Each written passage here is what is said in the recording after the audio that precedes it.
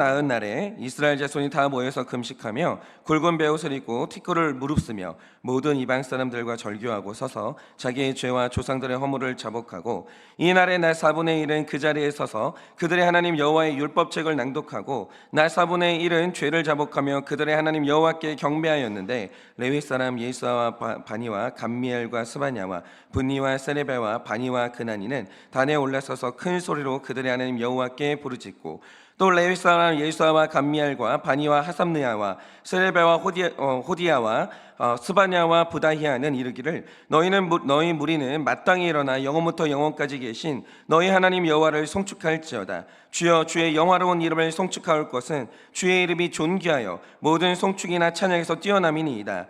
오직 주는 여호와시라. 하늘과 하늘들의 하늘들과 이럴 성신과 땅 위의 만물과 바다와 그 가운데 모든 것을 지으시고 다 보존하시오니 모든 천군이 주께 경배하나이다.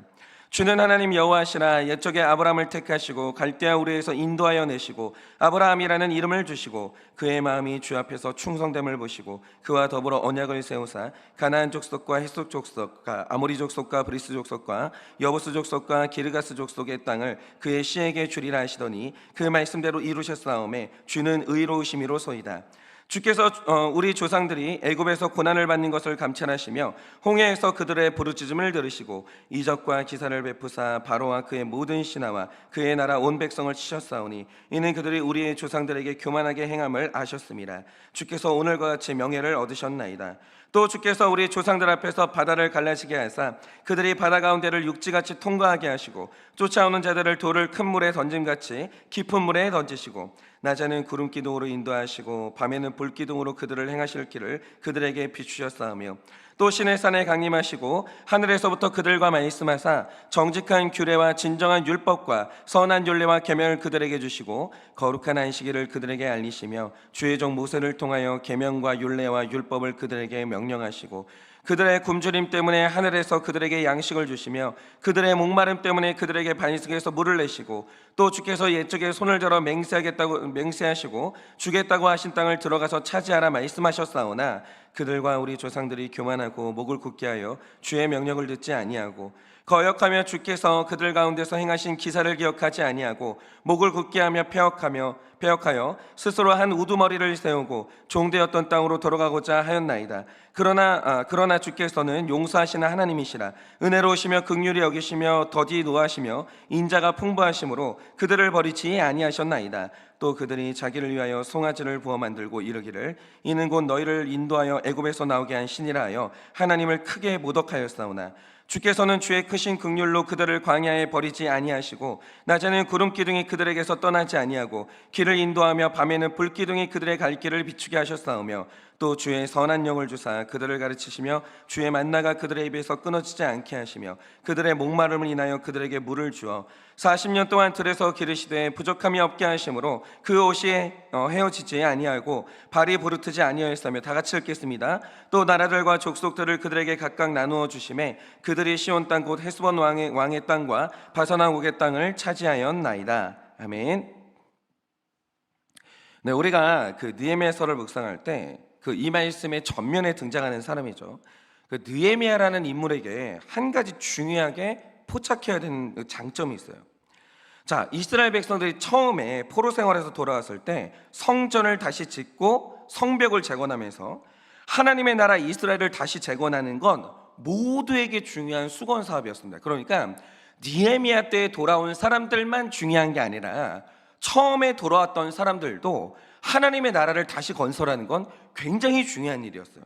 그런데 이상한 일이 뭐냐면 분명한 목표가 있고 마음의 소원이 있어요. 그래서 지었어요. 짓기까지 했다라는 거죠. 그런데 어느 정도 지어질만 하면 무너졌어요. 또 그리고 다시 시도를 합니다. 그래서 어느 정도 지어질만 하면 또 무너져요. 이걸 반복했어요. 1차 때 돌아온 사람들은. 근데 여기에서 중요한 건 이겁니다. 만약에 사람이 실패를 반복하는 현상을 만나게 되면 보통 두 가지 길 중에 하나의 길로 들어서게 되거든요. 그러니까 이런 겁니다. 우리도 신앙생활 잘하고 싶잖아요. 거룩하고 싶잖아요. 도전합니다. 넘어져요. 도전합니다. 또 넘어져요. 예를 들어서 혈기를 내가 죽이고 싶다. 죽이려고 노력을 해요. 혈기 또 나와요. 그래서 다시 한번 혈기를 죽이는데 도전해요. 또 혈기가 나와요. 이런 일을 반복하거든요. 그럼 이때 사람들이 실패를 반복할 때 두 가지 길 중에 하나에 들어서게 되는데, 그 하나의 길이 뭐냐? 이 에디슨이라는 사람이 전구를 발명할 때 핵심이 뭐였었냐면, 전기 에너지를 받았을 때 그걸로 빛을 만들어낼 수 있는 필라멘트의 소재가 뭐냐, 이걸 찾아내는 게 핵심이었거든요. 그런데 이 소재를 찾아내는 게 너무 어려웠던 거예요. 그러니까 전기 에너지를 주입했을 때 어떤 소재는 전기 에너지를 견디기는 하는데 빛이 안 나요. 그런데 어떤 소재는 빛은 나는데 전기 에너지를 견디지 못하고 타버리는 거예요. 그래서 이 에디슨이 실패를 몇 번을 하냐면 무려 1000번 이상을 합니다. 그런데 에디슨이 대단한 이유가 뭐냐면, 실패라는 걸 해석할 때, 반복되는 실패를 해석할 때 이거를 안 되는 가능성으로 해석한 게 아니라 내가 점점 정답에 가까워지고 있다, 이 사인으로 해석을 해요. 그러다가 결국 탄소 필라멘트를 사용하는 전구를 발명하고야 말아요. 이렇게 어떤 사람은요, 여기 실패를 반복할 때 이 실패의 원인을 찾고 기어이 정답을 찾아내는 사람이 있어요. 그러니까 반복되는 실패를 내가 정답에 접근하고 있다, 이렇게 이제 해석하는 사람이 있다는 거죠. 그런데 굉장히 많은 다수의 사람들은 실패가 반복이 돼요. 그러면 이거 안 되는 사인이구나, 나는 안 되는 인간이구나, 이렇게 해석을 해버려요. 그리고 실패의 자리에 주저앉아 버려요. 그런데 해방 이후에 가장 처음으로 이스라엘 땅에 돌아왔던 사람들이 반복되는 실패를 이렇게 해석한 거예요. 우리는 안 되는구나, 이렇게 해석해요. 그래서 그 성전을 세우고 싶어서 시도를 하는데 조금 올라가다가 이제 방해 때문에 주저앉고, 또 올라가다가 주저앉고 하니까 이게 우리로서는 할 수 없는 일인가 보다, 이렇게 포기를 하고 100년 동안 주저앉아 버려요. 그런데 이제 100년이나 주저앉았다는 건 때가 올 때까지 기다리고 인내했다, 이게 아니라 그냥 이 영역은 포기했다, 그 뜻이 되는 겁니다. 여러분 그러시죠? 신앙생활 하는데 우리 소시적에 거룩이라는 것에 도전 안 해본 사람 누가 있어요? 다 도전하죠. 근데 중요한 게 뭐냐, 어떤 영역에서 우리가 실패를 반복하면 아예 이제 그 영역은 이거는 안 되는 거야, 포기하고 그냥 그렇게 살아버리는 영역들이 굉장히 많다는 거죠. 그런데 느헤미야는요, 앞선 사람들이 노력했으나 하지 못했던 그 일을, 똑같은 일인데 불과 52일 만에 완성을 합니다. 그럼 우리가 성경을 볼 때, 그럼 느헤미야는 앞선 사람들하고 뭐가 달랐나, 이거를 반드시 봐야 되는 거예요. 다시 말해 느헤미야는요, 실패가 반복될 때 이 실패가 왜 반복이 되는지 그 원인을 찾아낸 거예요. 그걸 찾아낸 거죠. 그런데 중요한 건 이 원인을 어디에서 찾았냐, 이거예요. 그런데 여러분이 오늘 말씀과 내일 말씀을 보면서 하나 보셔야 되는 게 뭐냐, 지금 이스라엘 백성들이 성벽을 재건한 다음에 이걸 축하하는 행사를 하면서 학사 에스라를 초청한 다음에 말씀 사경회를 하고 있거든요.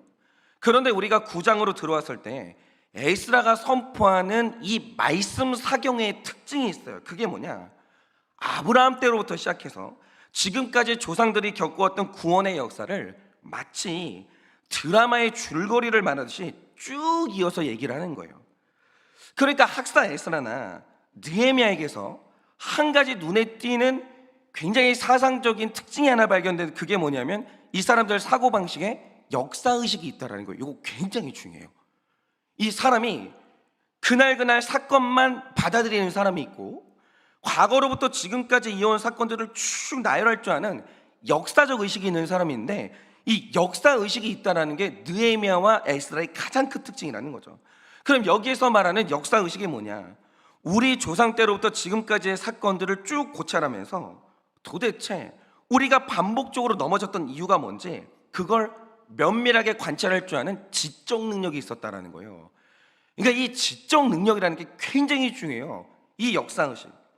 그리고 그러다가 드디어 택자를 반복적으로 넘어지게 하는 역사 속에서 그 이유를 포착을 해낸 거예요. 그런데 역사의 페이지마다 등장했던 우리 민족이 실패했던, 그리고 우리가 실패하고 있는 그 원인의 본질적인 원인이 뭐냐, 그게 바로 죄였던 거예요. 그러니까 구속사는 그걸 말하는 거예요. 너희는 왜 반복적으로 넘어지니? 이유가 뭐니? 이걸 쭉 구속사를 보다 보면 딱 답은 하나밖에 안 나오는데 그게 바로 죄라는 거죠. 그러니까 이제 하나님의 구속사는 전쟁의 역사인데, 하나님이 전쟁을 하는 대상은 딱 정해져 있어요. 그건 사람이 아니에요. 어떤 경우에도 하나님은 사람 미워하지 않고 사람하고 싸우지 않아요. 하나님에게 있어서 사람은 구원의 대상이지 전쟁의 대상이 아니라는 거예요. 그러니까 저와 함께 이 사명을 감당하시는 목자님들이 꼭 잊지 마셔야 되는 게 뭐냐면, 우리가 사명을 감당하다 보면 정말 그 리더십 힘들게 하는 목원들은 반드시 있어요. 그러니까 그 목원들도 나중에 자기 죄를 보려면 언젠가는 목자가 돼봐야 돼요. 그래서 제가 지금 이렇게 목자님들 괴롭히는 목원들 가만히 주시하고 있거든요. 꼭 언젠가 목자 시킬 거예요. 딱 자기 같은 목원 만나라. 뭐 어쨌든. 근데 여기서 이제 헷갈리시면 안 되는 게 뭐냐면, 우리를 공격하고 힘들게 하는 건 본질적으로 절대 사람이 아니에요. 여러분, 사람 편해요. 저는 그걸 100% 믿는 사람이에요. 사람이 변하면요, 그 사람이 아니에요. 사람이 우리 싸움의 본질이 아니라는 거죠. 여러분, 우리의 싸움의 본질은 뭐냐면 그 안에서 역사하는 죄예요. 그래서 사람과 죄를 분리할 줄 알고 사람이 아니라 죄를 미워할 줄은 그 소양 있죠. 이게 리더십들의 가장 중요한 소양이에요. 그 사람의 죄와 그 사람 자체를 분리할 줄 아는 능력, 요거 굉장히 중요합니다. 그런데 이게 분리가 안 돼서 죄가 아니라 사람 미워하게 되면 우리 사역은 실패해버리고 마는 거예요. 아무도 구원에 이르게 하지 못해요. 우리가 영혼 구원 사역할 때 제일 중요한 건 죄와 사람 분리해서 보는 거예요. 그런데 하나님도 우리 죄와 싸운다라고 할 때, 자 보세요, 우린 죄와 싸워요. 하나님도 우리 죄와 싸우시는 거예요. 그러면 죄와 싸운다라고 할 때 이 싸움의 최종적인 목표는 뭐예요? 여러분도 지금 자기 구속사를 이루면서 내 죄와 싸우고 계시잖아요. 그럼 타겟이 정확해야 되는 거예요. 내가 내 죄와 싸운다라고 할 때 그 싸움의 이 목적이 뭐예요? 잘 들으세요. 죄는요, 없애는 게 목적이 아닌 거예요. 그렇게 생각하시면 큰일 나요. 그런 일은 안 일어나는 거예요. 죄는 없어지는 게 목적이 아니라 우리가 이 땅을 사는 동안 이 세상에서, 사람들 안에서, 내 안에서 죄가 완전히 삭제되는 날은 오지 않아요. 그러면 죄와 싸운다고 할 때 우리의 최종적인 목표가 뭐냐면 그 죄로부터 회개를 받아내는 게 우리 목적이라는 거예요. 그러니까 이게 무슨 뜻이냐, 설명하자면 이런 겁니다. 제가 최근에 그 에이즈에 대한 영상을 좀 몇 개 보고 있는데, 일단 사람이 에이즈에 걸렸다 그러면 에이즈균은 소멸시키는 방법은 아직까지 없어요. 그러니까 이 에이즈라는 게 우리 안에서 면역 체계를 싹 다 파괴하는 게 에이즈거든요. 그러니까 에이즈균을 없애고 백신을, 그러니까 우리 안에 있는 그 면역 체계를 다시 회복하는 방법이 있냐? 없습니다. 그러니까 없어요. 에이즈는 한번 걸렸다 평생 가는 거예요. 그래서 이 에이즈균은요, 항바이러스 백신을 통해서 억제시키는 거 말고는 다른 방법이 없어요. 근데 이게 문제는요, 에이즈균이 백신을 만들어내면 계속 변이가 일어나는 거예요. 그래서 이제 백신을 투여해도 억제가 안 되는 게 문제였는데, 그러다가 드디어 나온 방법이 뭐냐, 항바이러스 약제 3가지를 동시에 투여하는 항레트로바이러스 치료법이 개발이 된 거예요. 이걸 하니까 드디어 억제가 된 거예요. 그래서 지금 이제 굉장히 예후가 좋아서요, 죽는 날까지 꾸준히 약을 잘 복용하기만 하면 최소한 에이즈 때문에 죽는 일은 없게 됐어요. 그런데 중요한 핵심이 뭐냐, 이건 에이즈균을 소멸시키는 게 아니라 억제하는 거기 때문에 꾸준히 약을 먹지 않으면 또다시 이제 바이러스가 활성화가 되면서 결국 그 사람은 죽어요. 에이즈균은 없어지는 게 아니에요. 관리하는 거예요.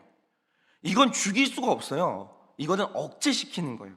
그런데 에이즈하고는 비교도 할 수 없을 정도로 생명력이 강하고 절대로 죽지 않은 게 뭐냐, 그게 죄예요. 그게 죄인 거예요. 여러분, 죄는 주님이 오셔서 이 땅 자체를 완전히 소멸시키고 새하늘과 새 땅으로 교체시키지 않는 한, 우리의 몸을 부활의 육체로 완전히 교체시키지 않는 한 죄는 절대로 안 없어져요. 그냥 이건 없어지는 게 아니에요. 그래서 죄는 목적이 뭐냐면 없애는 게 아니라 죽는 날까지 관리하면서 억제를 하는 게 죄와의 싸움의 핵심이라는 거예요.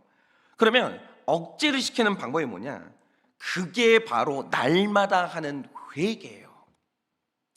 내 안에 이런 죄가 있음을 날마다 고백하고, 이 죄가 내 삶이 넘어지는 원인임을 날마다 고백하는, 변명하지 아니하고, 이게 책임 전가하지 말고 날마다 나의 죄를 고백하고 이 죄에 대해서 이 회개하는 이 회개가 굉장히 중요하다는 거죠.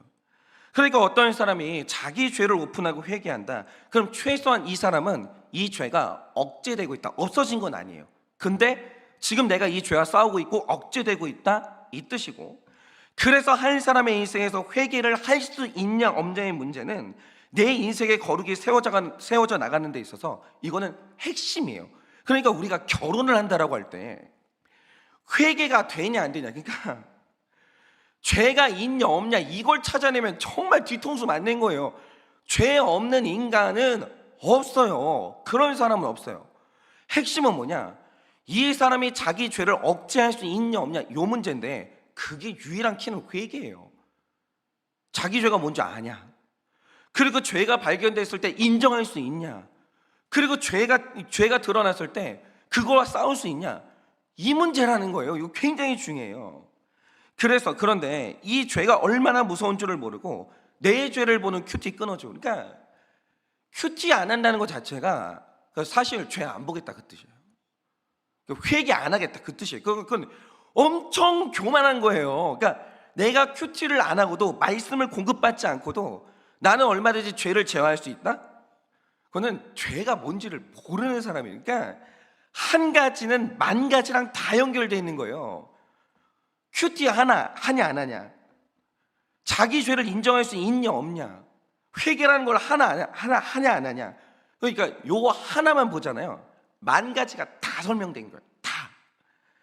그러니까 회개가 끊어지면요, 조금 세워져는 인생과 거룩이 반복적으로 무너지는 인생이 되는 거예요. 그러니까 여러분이 자꾸 내가 반복적으로 넘어진다, 이유가 뭐냐, 그러니까 회개가 안 되니까 큐티가 안 되는 거예요. 그러니까 이제 반복적으로 넘어지는 거죠. 그래서 이제 죄를 억제하는 회개는 죽는 날까지 해야 되는 것이고, 그래서 사도 바울도 이게 고백한 게 뭐냐면 나는 날마다 죽노라, 이런 거예요. 그럼 날마다 죽는 게 뭐예요? 사도 바울이 회개를 날마다 했다 그 뜻인 거예요. 날마다 했다. 그러니까 사도 바울도 죄가 없어진 게 아니라는 걸 안 거예요. 죄는 싸우는 대상이고 억제하는 대상이에요. 소멸의 대상이 아니라는 거죠. 그래서 우리는 날마다 죽는 회개를 해야 되는 거예요. 그러니까 회개라는 게 이렇게 중요한데, 그러면 이제 중요한 게 뭐냐면 구체적으로 회개의 방식이 뭐예요? 오늘 우리가 말씀을 보면서 성벽 재건에 성공한 이스라엘의 회개를 이제 우리는 봐야 되는 거예요. 그러면 회개를 적용한다라고 할 때 오늘 말씀에서 구체적으로 적용할 회개의 모습이 뭐냐? 일단 여러분이 1절을 보시면 이들이 회개를 하는 중요한 시점을 보여줘요. 회개는 타이밍이 중요한 거예요. 그럼 회개를 하는 타이밍이 뭡니까? 이렇게 말합니다. 그달 29날에 이스라엘 자손이 다 모여 금식하며 굵은 베옷을 입고 티끌을 무릅쓰며 라고 해요. 저는 진짜 이게 재밌는 거예요. 느헤미야는요, 역사성이 있는 사람이에요. 이 기가 막힌 타이밍을 포착해내는데, 자, 지금 온 이스라엘 백성들이 회개를 시작하는 그달 29날이 어떤 날이에요? 이거는 뭐냐면 잘 들으세요. 성벽 재건을 완벽히 끝내고 잔치하다가 여호수아 때로부터 끊어졌던 이 초막절이라는 이 절기를 회복하는 가장 찬란하고 회복이 아름다운 절정, 제일 좋은 날, 제일 성공한 날, 바로 그때 회개를 시작해요. 그러니까 저는 이게 말씀을 묵상하는 자의 통찰이라고 생각하는데, 느헤미야를 보면요, 힘들게 성벽 재건하면서 산발락과 도비아의 공격을 받는 고난의 때를 지날 때는 백성에게 회개하라는 말을 안 해요. 왜냐? 우리 체질이 정말 재미있는 게 뭐냐면, 힘들고 고난이 오면요, 하나님을 찾으라고 말할 필요가 없어요. 그러니까 정말 제가 이 표현은 그냥 쓰세요. 그냥 표준어라고 생각하고 쓰시면 되는데, 똥줄 타잖아요. 그러면 기도하라는 말 안 해도 돼요. 굳이 큐티하라는 말 안 해도 되고, 목장 나오라는 말 안 해도 돼요. 사람이 있잖아요, 똥줄 타고 진짜 고난당하잖아요. 알아서 하나님 찾아요. 여러분, 사람이 물에 던지면요, 헤엄 안 칠 것 같으세요? 물장구 안 칠 것 같으세요?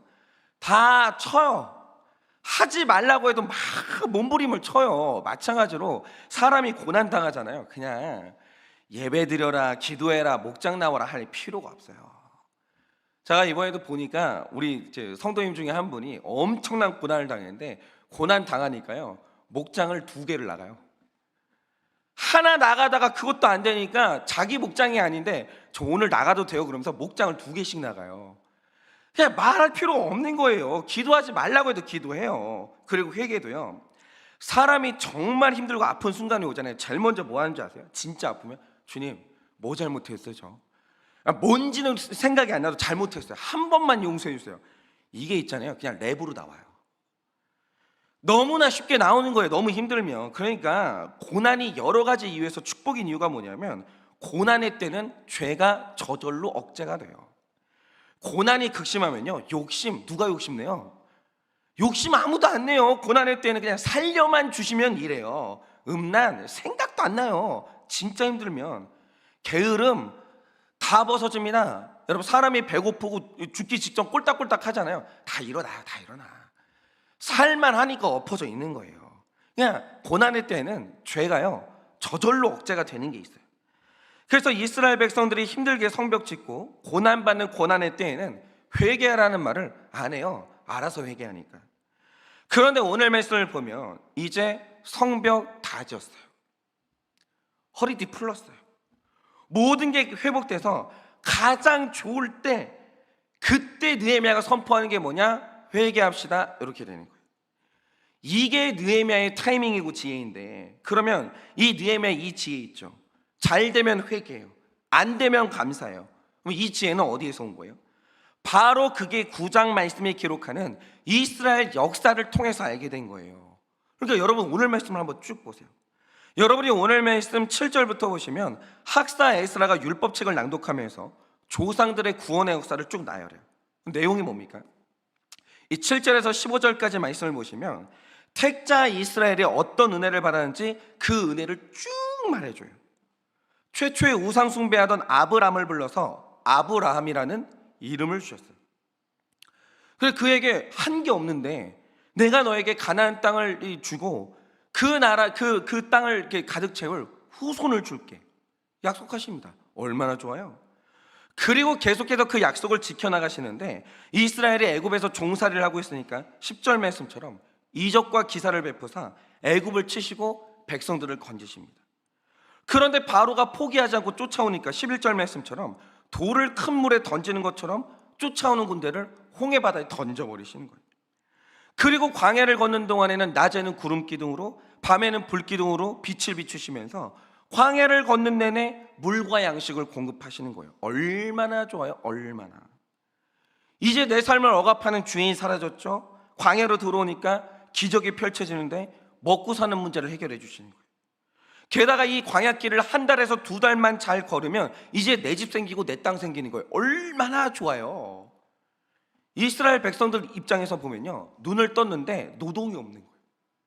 노동이 없는 거예요. 광야길을 한두 달 걷는 거 아무것도 아닌 거예요. 40년을 그 무거운 돌을 날랐는데 이게 뭐가 고난이에요? 제일 좋은 순간이에요. 마음 편하죠. 억압하는 사람도 없고 채찍도 없어요. 너무 좋은 순간이었어요. 그런데 이렇게 좋아지니까 놀랍게도 일어난 일이 뭐냐? 16절부터를 보면 이 좋은 때에 교만하고 목을 굳게 하여 주의 명령을 안 듣는 거예요. 노예로 있을 때는 누가 하지 말라고 해도 여호와 하나님을 이름을 부르면서 찾기 시작하는데, 이제 고난 끝나니까 채찍도 사라지고 돌덩이 질 일도 없어지니까 목이 굳어져요. 주님의 명령을 듣지 않는 거예요. 그런데 하나님이 이 죄를 참으사 그들을 버리지 않으시는 거예요. 또 용서하시는 거예요. 그런데 잠깐 하나님이 진노하셨던 그 진노의 시간이 지나가고 평안이 또 찾아옵니다.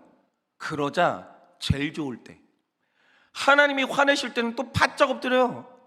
그런데 하나님의 진노가 지나고 평안해지니까 18절에 또 나타나는 현상이 뭐냐? 말씀을 보면 이 표현이 나오는데, 또 그들이 자기들을 위하여 송아지 우상을 부어 만들었다, 이렇게 얘기를 하는 거예요.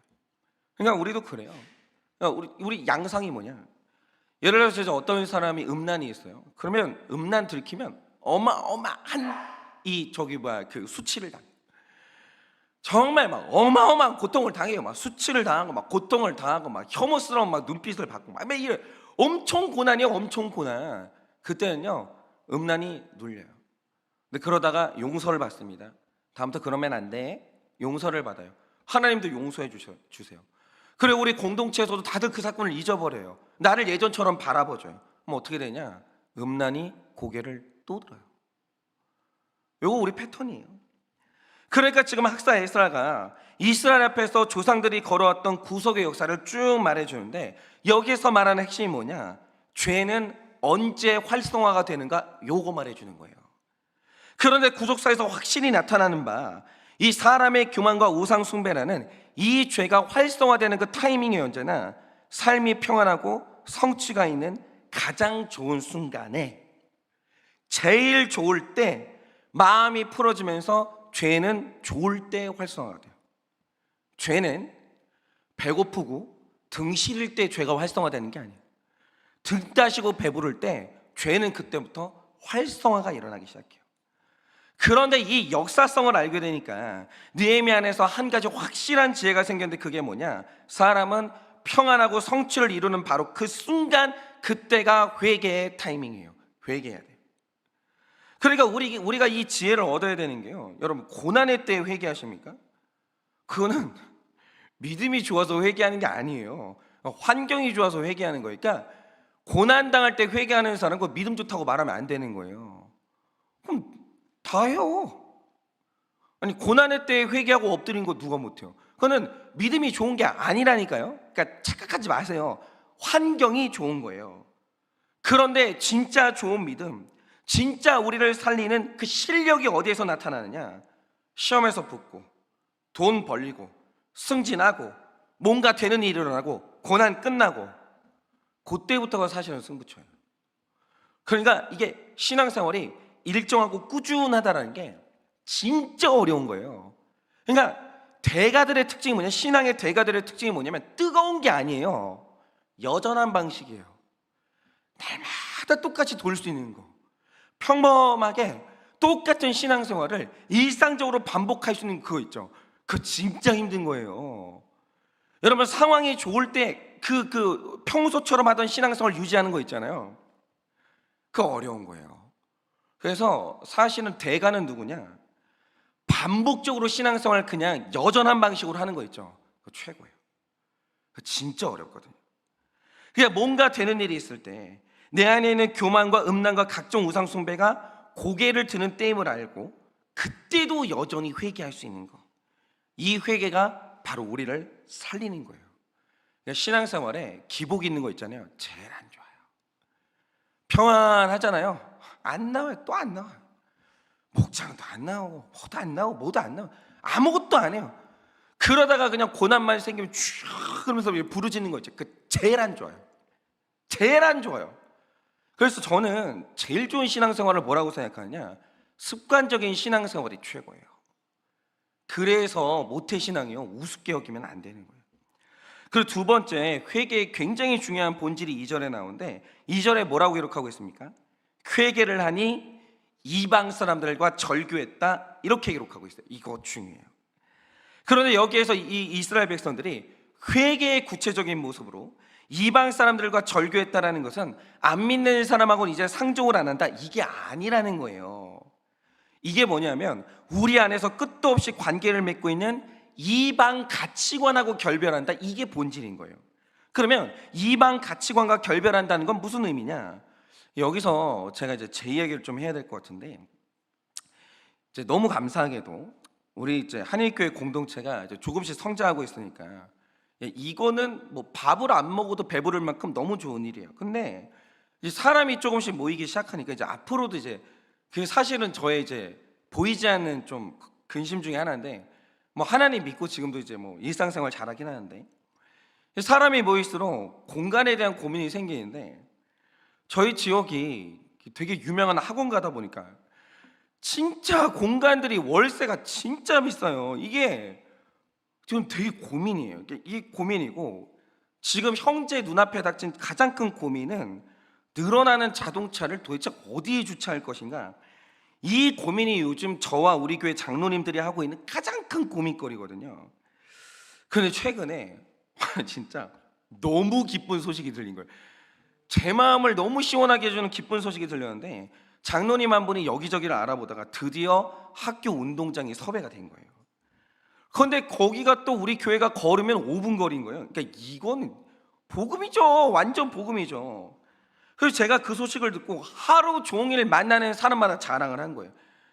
근데 이제 막 이틀 후인가 갑자기 장로님한테 연락이 와가지고 해달별이 떨어지는 소식을 전해주는 거예요. 그게 뭐냐, 우리에게 학교 주차장을 내준 그 학교가 여전히 우리와 이제 그 관계를 맺기를 원해요. 그 우리가 이제 그 주차 대수가 늘어나면 더 학교 운동장을 내줄 수 있어요. 근데 알아보니까 그 학교 재단이 이단인 거예요. 그러면서 저한테 목사님 어떻게 할까요? 물어보시는 거예요. 근데 사실 이 문제가 되게 심플한 문제잖아요. 여러분, 우리가 그 학교 운동장을 사용하면 그냥 내주는 건 아니죠. 당연히 학교에 사용료 낼 거 아니에요. 적지 않은 돈을 내야 돼요. 아깝진 않죠. 우리가 이제 주차가 해결되는데. 근데 중요한 건 이거예요. 세상에 어느 성도님이, 그러니까 우리 성도님들은요, 헌금해 놓고 그거 어디에 썼냐, 그러니까 심각한 비리가 드러나지 않는 이상은 사실 성도님들은 주님께 헌금하고 자기 헌금에 대해서 권리 주장 안 해요. 그런 분들은 없어요. 그거 내 돈 아닌데 내가 왜 내 돈인 것처럼 어디에 썼냐 일일이 다 그 권리를 주장해요. 그런 분들은 없어요. 그러나 정말 이거는 선물인데, 하나님께 드린 건데 내 헌금이 이단 쪽으로 흘러가는 걸 좋아하는 사람이 누가 있겠어요? 그걸 동의할 사람이 누가 있냐고요. 그러니까 당분간은 조금 불편하더라도 이단 쪽으로 우리의 헌금이 흘러가는 일은 있을 수가 없는 일이에요. 되게 심플하잖아요. 근데 되게 이상한 게 뭐냐면 제가 결정을 못 하겠는 거예요. 포기합시다, 이 말이 안 나오는 거예요.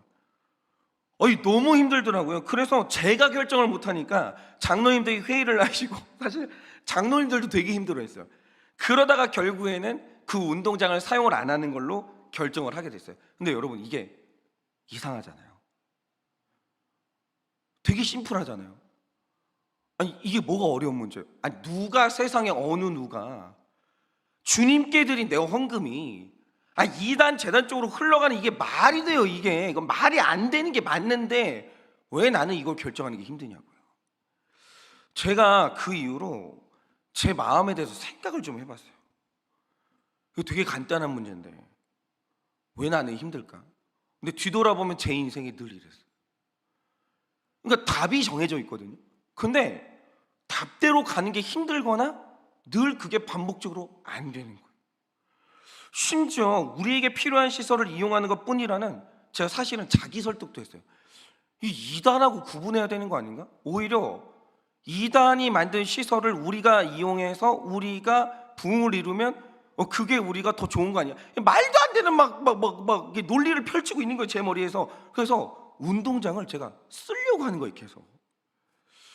난 왜 이럴까? 제가 제 마음에 대해서 띵크를 좀 해봤어요. 그러니까 결국에는 직면하게 된 제 실체가 뭐냐, 제 마음에는 늘 교회 성장에 대한 마음이 있어요. 근데 저는요, 교회는 성장해야 된다고 생각해요. 성장하지 않은 신체, 성장하지 않은 교회는요, 그 이유가 있는 거예요. 건강하고 이 공동체가 아주 건강한 유기체라고 한다면 성장은 해야 되는 거예요. 그리고 그게 나쁜 게 아닌데, 이 주차에 대한 불편이 나올 때마다 이게 부담이 됐어요. 이렇게 주차가 불편한 교회에 성도님들이 찾아오겠나? 이것 때문에 교회 성장이 막히면 어쩌냐? 이런 걱정을 했다는 거죠. 그러니까 주중에 제가 이번 주에도 전화를 받아요. 제가 지금 교회를 찾아가고 싶은데 제일 먼저 물어보는 게 뭔지 아세요? 주차 공간이 있나요? 물어봐요. 이 전화를 제가 늘 받아요. 그러면 저로서는 걱정할 수밖에 없죠. 그러니까 지도자로서 제가 걱정할 수는 있는데, 근데 문제는 뭐냐면 이게 소원이 된다, 주님 안에서 소원이 되면 그럼에도 불구하고 정도는 넘으면 안 되는 거예요. 교회는 교회예요. 교회는 사업체가 아니에요. 교회는 성장이 제한된다 할지라도 바른 길 가야 돼요. 절대로 편법을 쓰면 안 되는 거예요. 손해를 봐야 되는 거예요. 그러니까 만약에 우리가 정도를 걷다가 성장이 제한된다, 그거는 그냥 하나님이 기뻐하시는 거예요. 성령이 역사해요. 근데 문제는 뭐냐면 욕심으로 넘어가는 거예요. 그러니까 이 부당한 방법을 써서라도 주차장을 확보하고 싶어지는 거예요.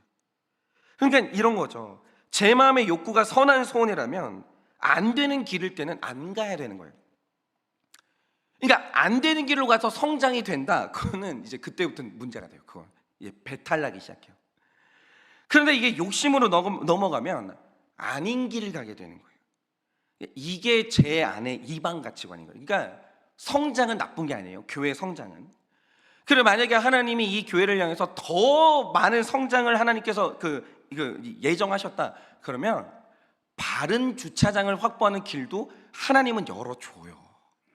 하나님은 그런 분이에요.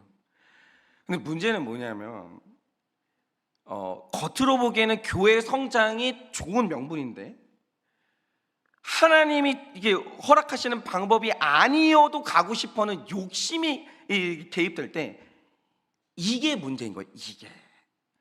그러니까 제 스스로 이런 걸 한번 허용하기 시작하면 나머지는 걷잡을 수 없이 원칙이 무너지기 시작하는 거예요. 그러니까 우리 안에 거룩한 삶을 지키고자 할 때 반드시 해야 되는 게 뭐냐면 내 안에 있는 이방 가치관하고 결별이 있어야 되는 거예요.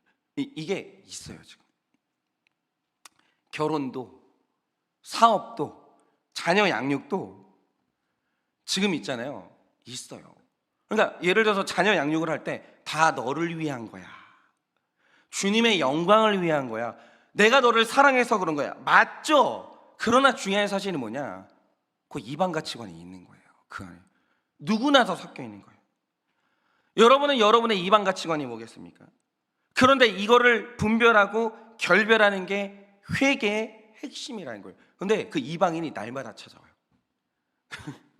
그게 문제인 거예요. 목회를 하는데 어제 이방인하고 하나 결별했거든요. 오늘 자고 일어나면 이방인 한 놈이 또 찾아오는 거예요. 그게 저의 문제인 거예요. 그러니까 시계를 사는 게 뭐가 문제예요? 문제는 이방인의 가치관으로 시계를, 아내를 속이고 사니까 머리가 이 꼴이 되는 거예요. 그러니까 오늘 하루도 잘 될 때 회개하세요. 그게 제일 좋은 타이밍이에요.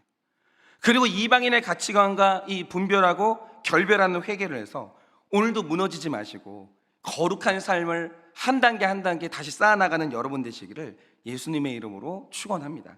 이 시간에 제가 기도하고 축도함으로 예배를 마치겠습니다. 기도하겠습니다. 주님, 내 안의 죄는 안 죽습니다. 내 안의 죄는 소멸되지 않습니다. 이 죄는 내 육신이 죽는 날까지 계속 살아있는 것인데, 그래서 우리는 날마다 죽어야 됩니다. 어제 죽었으면 오늘은 또 죽어야 됩니다. 어제 회개했으면 오늘 회개를 또 해야 되는 것입니다.